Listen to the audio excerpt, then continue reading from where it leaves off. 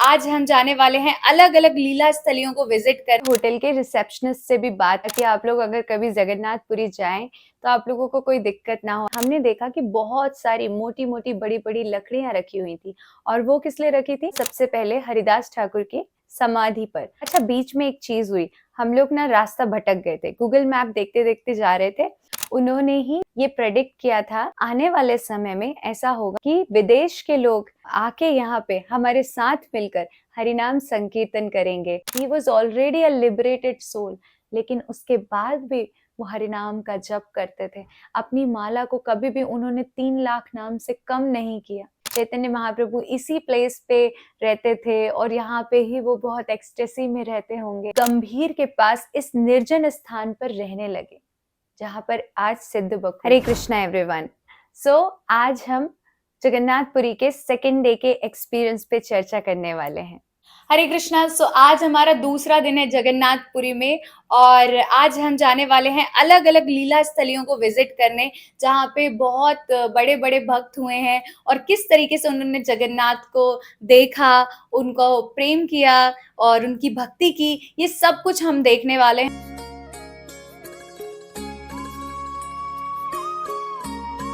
मैंने आप सबके लिए होटल के रिसेप्शनिस्ट से भी बात की, ताकि आप लोग अगर कभी जगन्नाथपुरी जाएं तो आप लोगों को कोई दिक्कत ना हो, आराम से वहां रुक जाएं और स्कूटी भी रेंट पे ले सकते हैं। तो जगन्नाथपुरी में हम इस होटल में ठहरे हुए हैं और हम लीला स्थलियों में विजिट करने के लिए इनसे स्कूटी ले रहे हैं। तो इन प्रभु जी से पूछते हैं कि यहाँ पे कौन सा होटल है, आप कैसे रुक सकते हैं यहाँ आए तो, और कैसे आप भी स्कूटी इनसे ले सकते हैं, क्या प्राइजेस होंगे। तो चलिए जानते हैं।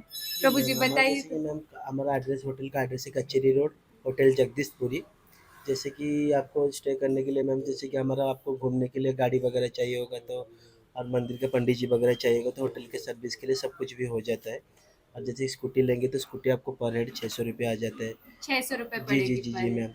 और जैसे कि चारों तरफ भी घूम सकते हैं, टैक्सी का व्यवस्था चाहिए तो टैक्सी का भी हो टैक्सी भी है। जाएगी। जी जी जी, बस के लिए भी बोलेंगे बस का भी व्यवस्था हो जाएगा। अच्छा, बस का। जी मैम। और आपको जैसे कि स्टे करने के लिए होटल वगैरह, रूम वगैरह जो भी अवेलेबिलिटी चाहिए, डबल बेड एसी हो कि डबल बेड डीलक्स वाला भी रूम हो, हाँ। जो कुछ चाहेगा सब अवेलेबल करवा देंगे। और अच्छा। जैसे कि आपका जैसे पुरी में बहुत सारे मंदिर वगैरह है जो घूमने के लिए।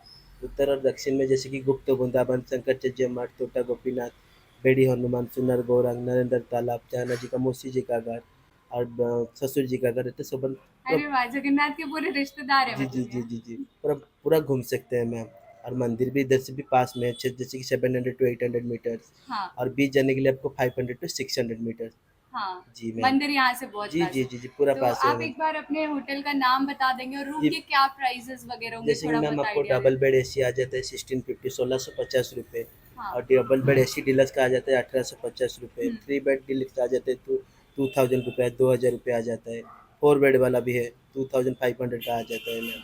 ऐसे सब कुछ सो अवेलेबल यहाँ पे रहता है। स्टार्टिंग क्या प्राइस है, स्टार्टिंग क्या प्राइस? स्टार्टिंग मैम 1685 रुपये से स्टार्ट हो जाता है मैम। 1650। जी जी जी।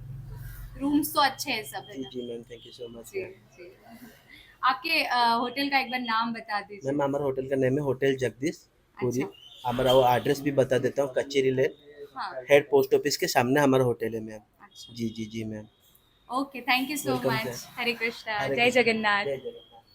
सो इस तरीके से आप यहाँ पे आके रुक सकते हैं और बाकी डिटेल्स आपको पता चली गई है। इसके बाद स्कूटी रेंट पे लेकर हम लोग वहां से निकल पड़े। सबसे पहले हमने जगन्नाथ मंदिर में पतित पावन के दर्शन किए। दर्शन करने के बाद स्कूटी से आगे बढ़े। आगे बढ़ते समय हमने देखा कि बहुत सारी मोटी मोटी बड़ी बड़ी लकड़ियां रखी हुई थी, और वो किस लिए रखी थी? क्योंकि उससे जगन्नाथ का रथ बनता है। उसके बाद हम आगे गए। हमें जाना था सबसे पहले हरिदास ठाकुर की समाधि पर, लेकिन वहां पे समाधि बंद थी। तो इस वजह से हम सबसे पहले गए भक्ति विनोद ठाकुर जी के भजन कुटीर पर। अच्छा, बीच में एक चीज हुई, हम लोग ना रास्ता भटक गए थे, गूगल मैप देखते देखते जा रहे थे और गूगल मैप ने हमें ऐसे पहुंचा दिया कि वहां पे रास्ता बंद ही हो गया। फिर हमें लौटना पड़ा एंड देन सही डायरेक्शन से होके हम लोग फिर गए भक्ति विनोद ठाकुर जी की भजन कुटीर पे। भक्ति विनोद ठाकुर हमारे परंपरा के बहुत ही स्ट्रांग आचार्य हैं। उन्होंने ही ये प्रेडिक्ट किया था कि आने वाले समय में ऐसा होगा कि विदेश के लोग आके यहाँ पे हमारे साथ मिलकर हरिनाम संकीर्तन करेंगे और तिलक लगाएंगे, धोती पहनेंगे, जो कि आज हो रहा है। सो वहां पर जाकर एक्चुअली वो जगह स्कॉन हैंडल करता है, तो वहां पर हम जब गए तो वहां पे भोग आरती हो रही थी, तो वहां पर बैठकर हमने भी भोग आरती की।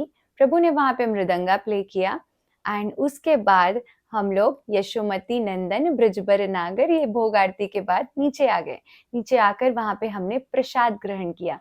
प्रसाद लेने के बाद, डिलीशियस प्रसाद लेने के बाद हम वहां से निकले और एक गली पे गए। वहां पर हमने देखा कि बहुत प्यारी प्यारी उड़ीसा पैटर्न में कुछ साड़ियां लगी हुई थी, तो मैंने वहां से 2 साड़ियां ली एंड प्रभु ने भी वहां से कुछ लिया एंड उसको लेने के बाद हम लोग वहां से निकल पड़े। अब क्योंकि दोपहर का समय हो चुका था और सारे मंदिर सब कुछ बंद थे, 4 बजे खुलने वाला था, तो हम लोग गए महोदधी। अब ये महोदधी क्या है? महोदधी है सी बीच। तो वहां पर हम लोग गए। इस सी बीच का बहुत ही ज्यादा इम्पोर्टेंस है, आपको मैं बताती हूँ। तो वहां पर सबसे पहले तो हमने प्रणाम किया और वहां का जल थोड़ा सा ग्रहण किया, थोड़ा नमकीन रहता है बट लिया। एंड ये इसलिए भी इम्पोर्टेंट है क्योंकि आप सबको, जैसे मैंने पहले बताया ही है, आपने देखा है अगर जगन्नाथ रहस्य वाली वीडियो, तो आपको पता होगा कि जगन्नाथ सबसे पहले महोदधी उस समुद्र से ही आए थे।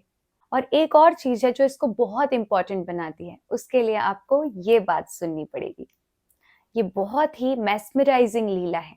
तो ये बात है शिला हरिदास ठाकुर की, जो हमारे परंपरा के नामाचार्य हैं। वैसे वो बाय कास्ट, बाय बर्थ एक मुस्लिम परिवार में जन्म लिए थे, लेकिन उन्होंने इतनी शुद्ध भक्ति की कि वो नामाचार्य बन गए। और वैसे तो वो ब्रह्मा जी के इनकारनेशन भी कहे जाते हैं। एक दिन में 3 लाख नाम जप करते थे हरिदास ठाकुर। तो एक बार क्या हुआ कि हरिदास ठाकुर के पास एक वेश्या भी आई थी उनको डिफेम करने के लिए। किसी ने उनको डिफेम करने के लिए उसे भेजा था। तो हर दिन वेश्या उनके पास आती, बैठती, एक्चुअली हर रात को आकर बैठती, और हरिदास ठाकुर उससे कहते कि मेरी माला अभी हुई नहीं है, मुझे आज का संकल्प पूरा कर लेने दो, उसके बाद मैं तुमसे बात करता हूँ। तो वो बैठी रहती, माला करते करते वेश्या की थोड़ा नींद लग जाती, उतने में उनकी दूसरे राउंड्स शुरू हो जाते। तो इस प्रकार से 3 दिन तक वेश्या आती रही। जब तीसरे दिन वो उधर पे आई, बैठे बैठे जब उसकी नींद लग गई और नींद खुली, तो उसने देखा कि वो खुद भी हरि नाम चैंट करने लगी। और उस वेश्या ने अपना सारा जो भी कमाया था सब कुछ दान में दे दिया। वो उसी कुटिया में रहने लगी और हरिदास ठाकुर के पैरों पर गिरकर उन्हें अपना गुरु माना, और उसके बाद वो 3 लाख नाम जप वो भी करने लगी।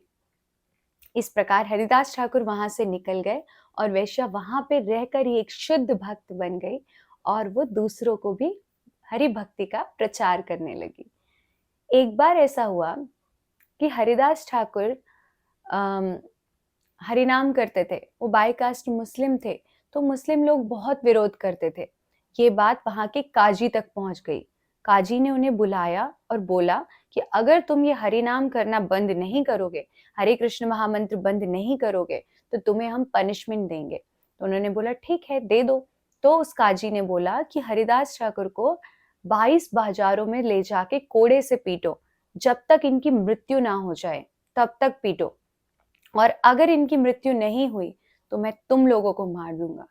तो इसी तरीके से ले जाकर उनके जो कर्मचारी थे राजा के, काजी के, उन्होंने ले जाकर 22 बाजारों तक उनको पीटा, पर हरिदास ठाकुर को कोई फर्क नहीं पड़ा। वो तो बस हरे कृष्ण कृष्ण कृष्ण हरे हरे, हरे राम राम राम हरे हरे, बस यही बोलते थे। तो बाद में वो जो मारने वाले थे, उन्होंने हाथ जोड़ लिया और हरिदास ठाकुर से कहा कि अगर आपको कुछ नहीं हुआ तो ये काजी हमें मार डालेगा, हमारे तो पत्नी बच्चे हैं, हमारा क्या होगा। तो हरिदास ठाकुर ने बोला अच्छा आप ये चाहते हैं तो ठीक है। तो उन्होंने अपनी इच्छा से उस समय अपना शरीर त्याग दिया जब उन्होंने देखा कि अरे इनकी तो मृत्यु हो गई, तो उनके शरीर को ले जाके उन्होंने नदी में फेंक दिया। कुछ समय बाद चैतन्य महाप्रभु उनके शरीर को लेकर नदी से निकलते हुए बाहर आ गए और हरिदास ठाकुर वापस अपनी चेतना में आ गए। इस बात से सब लोग समझ गए कि हरिदास ठाकुर कितने शुद्ध भक्त हैं। तो ये मैंने आपको हरिदास ठाकुर के बारे में थोड़ी सी बात बताई है। हरिदास ठाकुर से रिलेटेड उनकी जो अंत्य लीला की बात है, अप्रकट लीला की, अब उस पर चर्चा करते हैं, जो कि महोदधि से रिलेटेड है। तो क्या हुआ कि सिद्ध बकुल नाम का एक स्थान है। उस स्थान के बारे में मैं आपको डिटेल में थोड़ी देर बाद बताऊंगी। उस स्थान में हरिदास ठाकुर रहा करते थे और चैतन्य महाप्रभु रोज उनसे मिलने जाया करते थे। जब हरिदास ठाकुर बहुत बूढ़े हो गए तो हरिदास ठाकुर ने चैतन्य महाप्रभु से बोला कि अब मैं अपना शरीर त्यागना चाहता हूँ आपके सामने, क्योंकि प्रभु आपकी लीला समाप्त होने वाली है और मैं आपकी क्लोजिंग लीला, अंत्य लीला अपनी आंखों से नहीं देख सकता। इसलिए प्लीज मुझ पर कृपा करिए कि मैं आपकी आंखों के सामने ही अपनी देह को त्याग सकूं। चैतन्य महाप्रभु के साथ उनके बहुत सारे डिस्कशन के बाद चैतन्य महाप्रभु वहां से चले गए। दूसरे दिन जगन्नाथ मंदिर में जगन्नाथ जी के दर्शन करने के बाद चैतन्य महाप्रभु अपने कुछ भक्तों के साथ वापस हरिदास ठाकुर से मिलने आए। जोरों शोरों से वहां पर हरिनाम संकीर्तन होने लगा। हरिदास ठाकुर ने चैतन्य महाप्रभु और बाकी सब भक्तों को दंडवत प्रणाम किया। उसके बाद जोर जोर से संकीर्तन होने लगा। हरिदास ठाकुर ने चैतन्य महाप्रभु को एक सीट पर बिठाया। उसके बाद वो नीचे बैठ गए। चैतन्य महाप्रभु के दोनों चरणों को, लोटस फीट को लेकर हरिदास ठाकुर ने अपनी छाती से लगा लिया। उसके बाद हरिदास ठाकुर ने बाकी सभी भक्तों की चरण रज को लेकर अपने माथे पर लगा लिया। जोर जोर से सब संकीर्तन करने लगे। वक्रेश्वर पंडित जोर जोर से नृत्य करने लगे, बाकी सब नृत्य करने लगे और इस तरीके से हरिनाम चलता रहा। चैतन्य महाप्रभु ने हरिदास ठाकुर के बारे में सारे भक्तों को उनकी ग्लोरी बताई, उनकी महिमा बताई और फिर सभी भक्तों ने हरिदास ठाकुर को दंडवत किया। हरिदास ठाकुर ने चैतन्य महाप्रभु की आंखों में देखते देखते और जय श्री कृष्ण चैतन्य प्रभु नित्यानंद श्री अद्वैत गदाधर श्रीवास आदि गौर भक्त वृंद, यही बोलते बोलते उन्होंने अपनी लीला को समाप्त किया। जब उन्होंने इस शरीर को छोड़ दिया तो उनके शरीर को लेकर चैतन्य महाप्रभु बहुत ही एक्सटेसी में नृत्य करने लगे। हरिनाम संकीर्तन होने लगा। उन्हें ऐसे देखकर बाकी सब भक्त भी जोर जोर से कीर्तन करने लगे, नृत्य करने लगे और फिर जब बहुत एक्सटेसी में वो चले गए तब स्वरूप दामोदर जी ने आके उन्हें याद दिलाया कि हमें अब इनके फाइनल रिचुअल्स करने हैं।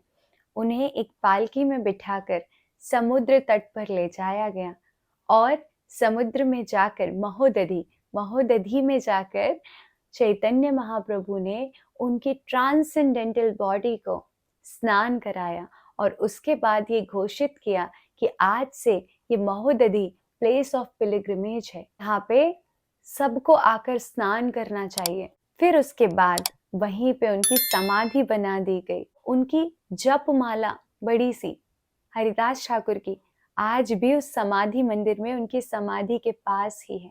तो जब भी आप जगन्नाथपुरी जाएं, हरिदास ठाकुर जी की समाधि स्थल पर जरूर जाएं। चैतन्य महाप्रभु स्वयं शॉपकीपर्स के पास गए प्रसाद कलेक्ट करने के लिए, ताकि वो प्रसादम डिस्ट्रीब्यूशन कर सके। श्रील हरिदास ठाकुर जैसे महान भक्त अपनी इच्छा से ही इस देह को त्याग सकते हैं। He was already a liberated soul, लेकिन उसके बाद भी वो हरिनाम का जप करते थे। अपनी माला को कभी भी उन्होंने 3 लाख नाम से कम नहीं किया। उन्हें चैतन्य महाप्रभु ने बोला कि अब आप बूढ़े हो चुके हैं, अब आप अपने नाम जप को थोड़ा कम कर सकते हैं, आप तो ऑलरेडी लिबरेटेड हैं। बट उन्होंने नहीं किया, क्योंकि जो लिबरेटेड सोल्स होते हैं वो हरि नाम जप को और ज्यादा आस्वादन कर सकते हैं, उन्हें और ज्यादा मधुर लगता है हरि नाम जप।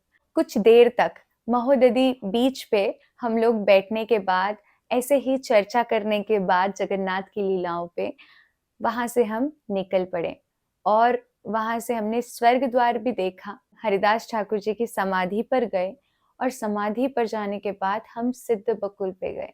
श्रीला हरिदास ठाकुर त्रिनादपि सुनीचन की साक्षात मूर्ति थे। मतलब जैसे बोलते हैं ना कि हमें तिनके से भी ज्यादा सहनशील होना चाहिए, विनम्र होना चाहिए। श्रीला हरिदास ठाकुर बहुत ही ज्यादा विनम्र थे और इसी विनम्रता की वजह से जब वो जगन्नाथपुरी में आए चैतन्य महाप्रभु के साथ, तो वो गंभीर के पास इस निर्जन स्थान पर रहने लगे जहां पर आज सिद्ध बकुल है। हरिदास ठाकुर उस स्थान को छोड़ के कभी नहीं जाते थे, तो चैतन्य महाप्रभु स्वयं आकर उन्हें रोज दर्शन देते थे। जब वो धूप में भजन कर रहे थे तो चैतन्य महाप्रभु ने जगन्नाथ मंदिर से जगन्नाथ प्रभु की एक दातून लेके आए वो, और उस दातून को, बकुल दातून को उन्होंने रोपण कर दिया और देखते ही देखते वो दातून एक विशाल वृक्ष के रूप में परिवर्तित हो गया। जब वो एक विशाल पेड़ बन गया तो हरिदास ठाकुर वहीं पे बैठ के अपना भजन करने लगे। इसी स्थान पर हरिदास ठाकुर के साथ कुछ दिनों तक सनातन गोस्वामी ने भी भजन किया, रूप गोस्वामी ने भी किया, और चैतन्य महाप्रभु तो वहां जाते ही थे। जब हरिदास ठाकुर समाधि में चले गए, उसकी देख रेख जगन्नाथ दास बाबा जी करने लगे। और उस समय ऐसा हुआ कि राजा के कर्मचारी जगन्नाथ जी के रथ बनाने के लिए लकड़ियों को ढूंढते ढूंढते इस स्थान पर आ गए और उस पेड़ को छेदन करने के लिए बोलने लगे कि हमें इस पेड़ को काटना है जगन्नाथ रथ के लिए। जगन्नाथ बाबा जी महाराज ने बोला कि आप इस पेड़ को मत काटिए, क्योंकि ये चैतन्य महाप्रभु के द्वारा बनाया हुआ दिव्य पेड़ है। पर वो लोग माने नहीं। जगन्नाथ बाबा जी महाराज अनशन पे बैठ गए। जिस दिन तय हुआ था कि वो लोग आएंगे इस पेड़ को काटने के लिए, उसी दिन रात में ये पेड़ अपने आप अंदर से खोखला हो गया और जमीन पर गिर पड़ा। जब दूसरे दिन राजा के जो कर्मचारी थे वो देखने आए, तो वो देख के चौंक गए और वो समझ गए कि ये वृक्ष अपने आप में ही बहुत दिव्य है। और तब से इस वृक्ष को और इस स्थान को सिद्ध बकुल के नाम से जाना जाने लगा। जब मैं इस स्थान पे गई तो मुझे बहुत ही ज्यादा आनंद और शांति का अनुभव हुआ। और वहां पे चैतन्य महाप्रभु थे, तो चैतन्य महाप्रभु को देखकर ऐसा लग रहा था कि जैसे साक्षात बैठे हुए हैं वहां पे। उनको बहुत देर तक देखते देखते मैंने वहां पे चैंटिंग की और मेरा वहां से उठने का मन ही नहीं कर रहा था। उसके बाद अंदर जाके हमने दर्शन किए। उसी दिन गजेंद्र मोक्ष हुआ था। गजेंद्र मोक्ष की घटना तो आप सब जानते ही होंगे। एक बार हाथी के पैर को मगरमच्छ ने पकड़ लिया था और हाथी को अपना प्रीवियस लाइफ याद आ गया था, तो उसने कमल को ऊपर उछाल कर विष्णु स्तुति पढ़ना स्टार्ट कर दिया था। और उसके बाद भगवान श्री विष्णु ने आके उस हाथी को उस मगरमच्छ से बचा लिया था, और हाथी यानी गज और मगरमच्छ दोनों का ही उद्धार हो गया। इसीलिए इस लीला को गजेंद्र मोक्ष कहते हैं। तो उसी दिन जब हम सिद्ध बकुल गए थे और ये सारी प्लेसेस गए थे सेकेंड डे, तभी ये गजेंद्र मोक्ष वाली लीला हुई थी। जगन्नाथ जी को भी विष्णु के फॉर्म में बनाया गया था और नीचे गज था, मगरमच्छ था। तो ऐसे ही हमने सब जगह दर्शन किए, बहुत अच्छे से वहां पे दर्शन हुए। और उसके बाद हम वहां से निकल गए एक दूसरी प्लेस के लिए जिसका नाम है गंभीर। ये गंभीरा कौन सी प्लेस है? ये है काशी मिश्र जी का घर। काशी मिश्र जी के घर में चैतन्य महाप्रभु ने 18 साल व्यतीत किए हैं। उन्हीं के घर में रह के वो 18 साल तक भजन करते रहे जगन्नाथपुरी में। आज भी वहां पर जो चैतन्य महाप्रभु की चरण पादुकाएं हैं वो आप देख सकते हैं, उनका कमंडल देख सकते हैं। वहां पर एक अर्च विग्रह है जिनका नाम है राधाकांत। राधाकांत पहले जगन्नाथ मंदिर में ही होते थे और एक बार पुजारी को जगन्नाथ जी ने सपने में बोला कि ये राधाकांत को आप यहाँ से हटाइए, क्योंकि ये ना जितने भी अच्छे अच्छे व्यंजन बनते हैं राधाकांत उनको खा जाते हैं। तो इसलिए फिर राधाकांत यहाँ पे काशी मिश्र के घर पे आके रहने लगे और यहाँ पे उनकी पूजा सेवा अर्चना होने लगी। बहुत ही आध्यात्मिक प्लेस है काशी मिश्र का घर, बहुत ही आनंद हुआ। ऐसा लग रहा था कि चैतन्य महाप्रभु इसी प्लेस पे रहते थे और यहाँ पे ही वो बहुत एक्सटेसी में रहते होंगे। Chaitanya Mahaprabhu is Krishna himself, but सी कि कितनी सारी लीलाएं उन्होंने भक्त के रूप में अपनी दिखाई है, जिससे हम सीख सकते हैं कि एक भक्त को कैसे होना चाहिए। उसके बाद हम गए सार्वभौम भट्टाचार्य जी के घर। जब चैतन्य महाप्रभु जगन्नाथपुरी आए संन्यास लेने के बाद, तो जगन्नाथपुरी जब वो गए, अंदर भगवान जगन्नाथ के उन्होंने दर्शन किए, तो वो इतने एक्सटेसी में चले गए कि वो मूर्छित हो गए। जब वो बेहोश हो गए तो बाकी जो वहां के पंडित हैं उन्होंने बोला ये कौन है, इनको फेंको यहाँ से। तो सार्वभौम भट्टाचार्य वहां के हेड पुजारी थे, उन्होंने देखा उन्हें कि उनकी ऐसा लग रहा है कि उनके शरीर में प्राण नहीं है, लेकिन उनकी कहीं कहीं सांसें समझ में आ रही हैं। तो समझ गए कि ये कोई आध्यात्मिक स्टेज है। तो सार्वभौम भट्टाचार्य उनको लेके अपने घर आ गए। सार्वभौम भट्टाचार्य के घर को गंगा मठ के नाम से भी जाना जाता है, क्योंकि गंगा माता जो थी सची देवी, वो इनको संभालती थी, इस पूरे मठ को संभालती थी, इस घर को संभालती थी। और उन वहां पे ही एक स्थान है श्वेत गंगा नाम का। तो एक बार जब गंगा माता का मन किया, सची माता का, कि वो गंगा स्नान करे, तो चैतन्य महाप्रभु ने उनको बोला कि आप अगर श्वेत गंगा में स्नान करेंगी तो वो गंगा स्नान के तुल्य है। तो उन्होंने वहीं पे स्नान ले लिया। तो आप श्वेत गंगा भी पास में वहां पे देख सकते हैं। कहानी पे वापस आते हैं। चैतन्य महाप्रभु को जब सार्वभौम भट्टाचार्य अपने घर लेके आए तो वो बेहोश ही थे। अब जब चैतन्य महाप्रभु के एसोसिएट्स नित्यानंद प्रभु और बाकी सब उनको ढूंढते ढूंढते आए, जगन्नाथ मंदिर में गए, तो उनको पता चला कि चैतन्य महाप्रभु सार्वभौम भट्टाचार्य के घर में। वो लोग इनके घर में आके संकीर्तन करने लगे और संकीर्तन से चैतन्य महाप्रभु पुनः चेतना में वापस आ गए। इस तरीके से कुछ दिन तक चैतन्य महाप्रभु सार्वभौम भट्टाचार्य के घर रहे। जब वो उनके घर रहे तो सार्वभौम भट्टाचार्य ने सोचा कि ये तो अभी बहुत कम एज के हैं, इनको कुछ पता नहीं होगा। तो सार्वभौम भट्टाचार्य ने बोला कि मैं तुम्हें वेदांत का नॉलेज देता हूँ। वे वेदांत के बहुत अच्छे स्कॉलर थे, उनकी पाठशाला भी चलती थी। 7 दिन तक उन्हें वेदांत का नॉलेज देते रहे। लेकिन इन 7 दिनों तक इतनी सारी बातें बताई उन्होंने, पर चैतन्य महाप्रभु ने हाँ ना कुछ भी नहीं किया, कुछ भी रिएक्शन नहीं दिया। तो उन्होंने बोला कि आप कोई क्वेश्चन क्यों नहीं पूछ रहे हो, स्टूडेंट को तो क्यूरियस होना चाहिए। तब जाके चैतन्य महाप्रभु ने बोला कि आप जो तात्पर्य बता रहे हैं, इसका अर्थ तो सही है, लेकिन जो तात्पर्य है वो सटीक नहीं है, उसमें अशुद्धि है। तो उनको थोड़ा गुस्सा आ गया। उन्होंने बोला आप कैसे बोल सकते हो, मैं वेदांत का स्कॉलर हूँ, ऐसे कैसे बोल सकते हो। तो चैतन्य महाप्रभु ने एक ही शब्द आत्माराम पे कई सारी मीनिंग दे दी, लगभग 60 मीनिंग दे दी। जब उन्होंने ये सुना तो सार्वभौम भट्टाचार्य ने बोला कि आप कोई नॉर्मल मनुष्य नहीं हो सकते हैं, आप बताइए कि आप कौन हैं। और तब जाके बाद में चैतन्य महाप्रभु ने उन्हें अपना षटभुज गौरांग रूप दिखाया, जिसमें उनके 6 भुजाएं रहती हैं, भगवान श्री कृष्ण की, राम जी की और गौरांग की। तो इस तरीके से उन्होंने अपना स्वरूप दिखाया।